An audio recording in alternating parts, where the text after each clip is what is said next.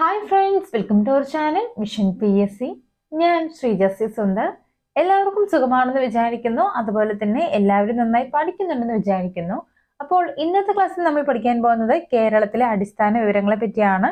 ഇത് കേരളത്തിലെ അടിസ്ഥാന വിവരങ്ങളെ പറ്റിയുള്ള 4ാമത്തെ ക്ലാസ് ആണ്. ആദ്യത്തെ 3 ക്ലാസ് കാണാത്തവർ തീർച്ചയായിട്ടും ആ ക്ലാസ്സുകൾ കാണുക, പഠിക്കുക. നിങ്ങൾക്ക് തീർച്ചയായിട്ടും ആ ക്ലാസ്സുകൾ ഉപകാരപ്പെടുന്നതായിരിക്കും കേട്ടോ. അപ്പൊ നമുക്ക് നേരെ ഇന്നത്തെ ക്ലാസ്സിലേക്ക് പോകാം.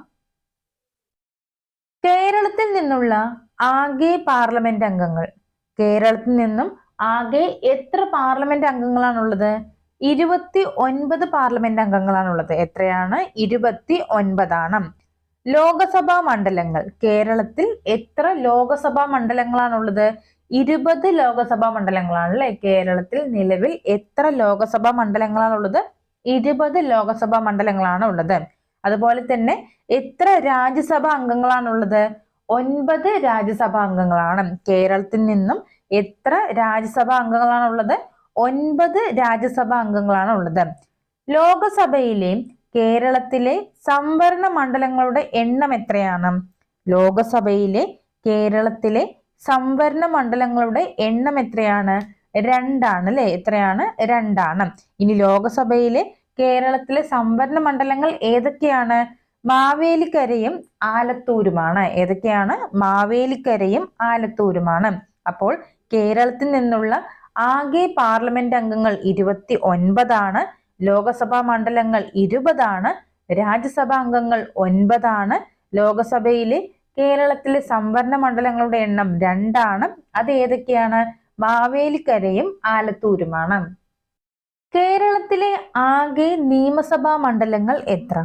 കേരളത്തിലെ ആകെ നിയമസഭാ മണ്ഡലങ്ങൾ എത്രയാണ്? 140. എത്രയാണ്? 140. ഏറ്റവും കൂടുതൽ നിയമസഭാ മണ്ഡലങ്ങളുള്ള ജില്ല ഏത്? കേരളത്തിൽ ഏറ്റവും കൂടുതൽ നിയമസഭാ മണ്ഡലങ്ങളുള്ള ജില്ല ഏതാണ്? മലപ്പുറം ജില്ലയാണ് അല്ലെ. ഏതാണ്? മലപ്പുറം ജില്ലയാണ്. ഏറ്റവും കുറച്ച് നിയമസഭാ മണ്ഡലങ്ങളുള്ള ജില്ല ഏതാണ്? വയനാടാണ് കേട്ടോ. ഏതാണ്? വയനാടാണ്. അപ്പോൾ ഏറ്റവും കൂടുതൽ മലപ്പുറവും ഏറ്റവും കുറച്ച് വയനാടുമാണ്. നിയമസഭയിലെ ആകെ സംവരണ മണ്ഡലങ്ങൾ എത്രയാണ്? നിയമസഭയിലെ ആകെ സംവരണ മണ്ഡലങ്ങൾ എത്രയാണ്? 16. എത്രയാണ്? 16. അപ്പോൾ കേരളത്തിലെ ആകെ നിയമസഭാ മണ്ഡലങ്ങൾ 140. ഏറ്റവും കൂടുതൽ നിയമസഭാ മണ്ഡലങ്ങളുള്ള കേരളത്തിലെ ജില്ല മലപ്പുറവും ഏറ്റവും കുറച്ച് നിയമസഭാ മണ്ഡലങ്ങളുള്ള ജില്ല ഏതാണ്? വയനാടുമാണ്. നിയമസഭയിലെ ആകെ സംവരണ മണ്ഡലങ്ങൾ എത്രയാണ്? 16. കേരള നിയമസഭയിലെ പട്ടികജാതി സംവരണ മണ്ഡലങ്ങൾ എത്ര? കേരള നിയമസഭയിലെ പട്ടികജാതി സംവരണ മണ്ഡലങ്ങൾ എത്രയാണ്? 14. എത്രയാണ്? 14. കേരളത്തിലെ പട്ടികവർഗ സംവരണ നിയമസഭാ മണ്ഡലങ്ങളുടെ എണ്ണം എത്രയാണ്? കേരളത്തിലെ പട്ടികവർഗ സംവരണ നിയമസഭാ മണ്ഡലങ്ങളുടെ എണ്ണം എത്രയാണ്? 2. എത്രയാണ്? 2. കേരളത്തിലെ പട്ടികവർഗ സംവരണ നിയമസഭാ മണ്ഡലങ്ങൾ ഏതൊക്കെയാണ്? മാനന്തവാടിയും സുൽത്താൻ ബത്തേരിയുമാണ്. ഏതൊക്കെയാണ്? മാനന്തവാടിയും സുൽത്താൻ ബത്തേരിയുമാണ്. അപ്പോൾ കേരള നിയമസഭയിലെ പട്ടികജാതി സംവരണ മണ്ഡലങ്ങൾ 14. പട്ടികവർഗ നിയമസഭാ മണ്ഡലങ്ങളുടെ എണ്ണം 2. അത് ഏതൊക്കെയാണ്? മാനന്തവാടിയും സുൽത്താൻ ബത്തേരിയുമാണ്. ഔദ്യോഗിക ചിഹ്നങ്ങൾ. കേരളത്തിന്റെ ഔദ്യോഗിക മൃഗം ഏതാണ്? ആനയാണ് അല്ലെ. കേരളത്തിന്റെ ഔദ്യോഗിക മൃഗം എന്ന് പറയുന്നത് ആനയാണ്.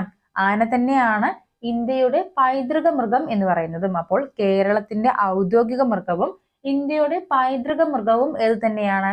ആനയാണ്. കേരളത്തിന് പുറമെ ആന ഔദ്യോഗിക മൃഗമായിട്ടുള്ള 2 സംസ്ഥാനങ്ങൾ കൂടിയുണ്ട് കേട്ടോ. അതും കൂടി പഠിച്ചു വെക്കണം. ഏതൊക്കെയാണ്? കർണാടകവും ജാർഖണ്ഡുമാണ്. ഏതൊക്കെയാണ്? കർണാടകവും ജാർഖണ്ഡുമാണ്. ഇനി കേരളത്തിന്റെ ഔദ്യോഗിക പക്ഷി ഏതാണ്?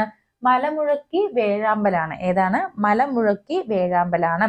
അതുപോലെ കേരളത്തിന്റെ ഔദ്യോഗിക പുഷ്പം എന്ന് പറയുന്നത് കണിക്കൊന്നയാണ്. ഔദ്യോഗിക വൃക്ഷം എന്ന് പറയുന്നത് തെങ്ങാണ്. ഔദ്യോഗിക മത്സ്യം ഏതാണ്? കരിമീനാണ് അല്ലെ. കരിമീനാണ്. ഔദ്യോഗിക ഫലം ഏതാണ്? ചക്കയാണ് കേട്ടോ. ഔദ്യോഗിക ഫലം എന്ന് പറയുന്നത് ചക്കയാണ്. ഔദ്യോഗിക ശലഭം ഏതാണ്? ബുദ്ധ മയൂരി എന്ന് പറയുന്ന ശലഭമാണ്. ഏതാണ്? ബുദ്ധ മയൂരിയാണ്.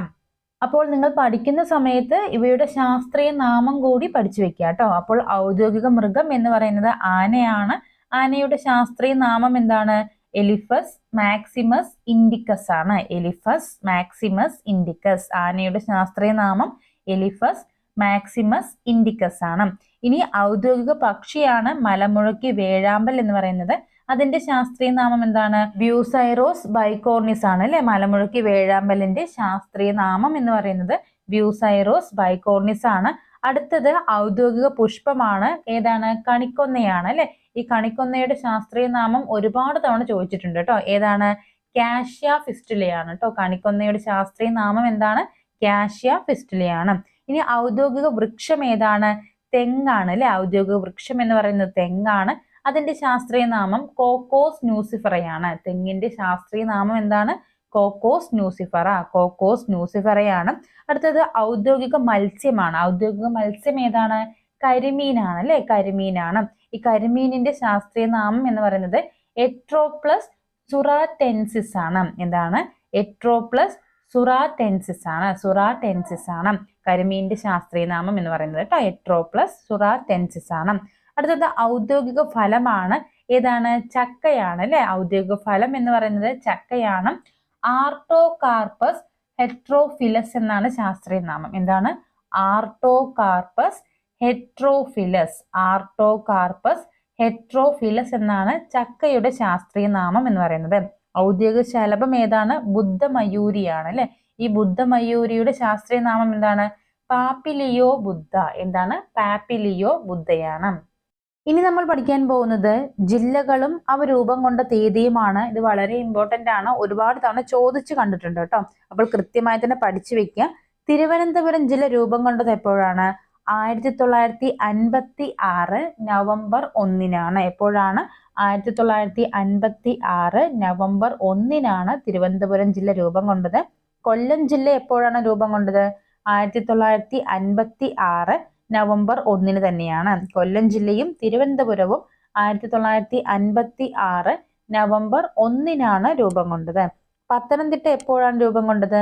1982 നവംബർ 1-നാണ്. 1982 നവംബർ 1-നാണ് പത്തനംതിട്ട ജില്ല രൂപം കൊണ്ടത്.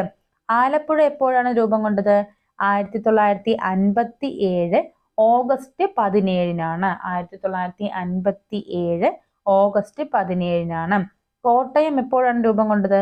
1956 നവംബർ 1-നാണ്. 1956 നവംബർ 1-നാണ് കോട്ടയം ജില്ല രൂപം കൊണ്ടത്. ഇനി ഇടുക്കി ജില്ല രൂപം കൊണ്ടത് എപ്പോഴാണ്? 1972 ജനുവരി 26-നാണ്. ഇത് ഒരുപാട് തവണ ചോദിച്ചു കണ്ടിട്ടുണ്ട് കേട്ടോ. ഇടുക്കി ജില്ല എപ്പോഴാണ് രൂപം കൊണ്ടതെന്ന്? എപ്പോഴാണ്? 1972 ജനുവരി 26-നാണ്.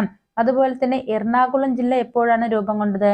1958 ഏപ്രിൽ 1-നാണ്. 1958 ഏപ്രിൽ 1-നാണ്. അപ്പോൾ തിരുവനന്തപുരം ജില്ലയും കൊല്ലം ജില്ലയും 1956 നവംബർ 1-നാണ് രൂപം കൊണ്ടത്. പത്തനംതിട്ട 1982 നവംബർ 1-നാണ് രൂപം കൊണ്ടത്. ആലപ്പുഴ 1957 ഓഗസ്റ്റ് 17-ന്. 1957 ഓഗസ്റ്റ് 17-ന് രൂപം കൊള്ളുന്നു. കോട്ടയം 1956 നവംബർ 1-നാണ്. ഇടുക്കി 1972 ജനുവരി 26-നാണ് രൂപം കൊണ്ടത്. എറണാകുളം എപ്പോഴാണ്? 1958 ഏപ്രിൽ 1-നാണ് രൂപം കൊണ്ടത്. തൃശൂർ ജില്ല എപ്പോഴാണ് രൂപം കൊണ്ടത്? 1956 നവംബർ 1-നാണ്. 1956 നവംബർ 1-നാണ് തൃശൂർ ജില്ല രൂപം കൊണ്ടത്. പാലക്കാട് എപ്പോഴാണ് രൂപം കൊണ്ടത്? 1957 ജനുവരി 1-നാണ് കേട്ടോ. 1957 ജനുവരി 1-നാണ്. മലപ്പുറം ജില്ല 1969 ജൂൺ 16-നാണ് അല്ലെ. 1969 ജൂൺ 16-നാണ്. കോഴിക്കോട് 1957 ജനുവരി 1. 1957 ജനുവരി 1-നാണ്. വയനാട് 1980 നവംബർ 1-നാണ്. വയനാട് 1980 നവംബർ 1-നാണ്. കണ്ണൂർ 1957 ജനുവരി 1-നാണ്. 1957 ജനുവരി 1-നാണ്. കാസർഗോഡ് എപ്പോഴാണ്? 1984 മെയ് 24-നാണ് കേട്ടോ. 1984 മെയ് 24-നാണ്. ഈ കാസർഗോഡിന്റെ പ്രത്യേകത എന്താണ്? ഏറ്റവും അവസാനം രൂപം കൊണ്ട ജില്ലയാണ് അല്ലെ. കേരളത്തിലെ 14ാമത് ജില്ലയായിട്ട് രൂപം കൊണ്ടത് ഏത് ജില്ലയാണ്? കാസർഗോഡ് ജില്ലയാണ്. എപ്പോഴാണ്? 1984 മെയ് 24-നാണ്. അപ്പോൾ തൃശ്ശൂർ ജില്ല 1956 നവംബർ 1-ന് രൂപം കൊണ്ടു. പാലക്കാട് 1957 ജനുവരി 1-നാണ്. മലപ്പുറം 1969 ജൂൺ 16-നാണ്. കോഴിക്കോട് 1957 ജനുവരി 1-നാണ്. വയനാട് 1980 നവംബർ 1-നാണ്. കണ്ണൂർ 1957 ജനുവരി 1-നാണ്. കാസർഗോഡ് ജില്ല എപ്പോഴാണ്? 1984 മെയ് 24-നാണ്.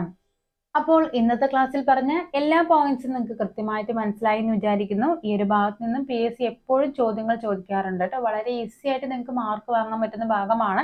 അപ്പോൾ എല്ലാവരും നന്നായി തന്നെ പഠിക്കുക, ആത്മാർത്ഥമായിട്ട് തന്നെ പഠിക്കുക കേട്ടോ. ഇതിന്റെ ബാലൻസ് ക്ലാസ്സുമായിട്ട് നമ്മൾ വേഗം തന്നെ വരുന്നതായിരിക്കും. അപ്പോൾ നമ്മുടെ വീഡിയോസ് ഒക്കെ ഇഷ്ടമാവുന്നുണ്ടെങ്കിൽ തീർച്ചയായിട്ടും ലൈക്ക് ചെയ്യുക, ഷെയർ ചെയ്യുക, സബ്സ്ക്രൈബ് ചെയ്യുക.